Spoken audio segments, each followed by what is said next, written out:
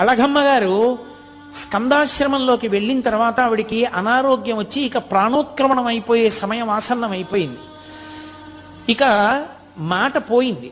ఆవిడ్ని పడుకోబెట్టి ఇప్పటికీ ఉంటుంది ఆ గది. అళగమ్మ గారికి మోక్షం ఇచ్చిన గది అని రాసుంటుంది, మనం లోపలికి వెళ్ళి చూడొచ్చు. ఆ గదిలో అమ్మ దగ్గర కూర్చుని అమ్మ గుండెల మీద కుడి చేయి పెట్టి అమ్మ తల మీద ఎడం చేయి పెట్టి పట్టుకున్నారు. తెల్లవారుజామున కూర్చున్న వ్యక్తి రాత్రి 8 గంటలకి లేచారు. లేచి అమ్మ మోక్షం పొందింది అన్నారు. అందరు ఆశ్చర్యపోయారు, ఏమైందన్నారు. అమ్మ చేసుకున్న కర్మల వల్ల, వాసనాబలం వల్ల కొన్ని వేల జన్మలు ఎత్తాలి. ఆ కొన్ని వేల జన్మల్ని అమ్మతో సూక్ష్మ రూపంలో అనుభవింపచేసేశాను. సూక్ష్మ శరీరంతో అనుభవించేసింది. కర్మలన్నీ నశించిపోయాయి. ఇప్పుడు అమ్మ మళ్ళీ పుట్టడానికి ఏ కర్మలు లేని స్థితిలో తన శరీరాన్ని విడిచిపెట్టేసింది. కాబట్టి అమ్మ సిద్ధి పొందింది. అందుకే అమ్మ చనిపోయింది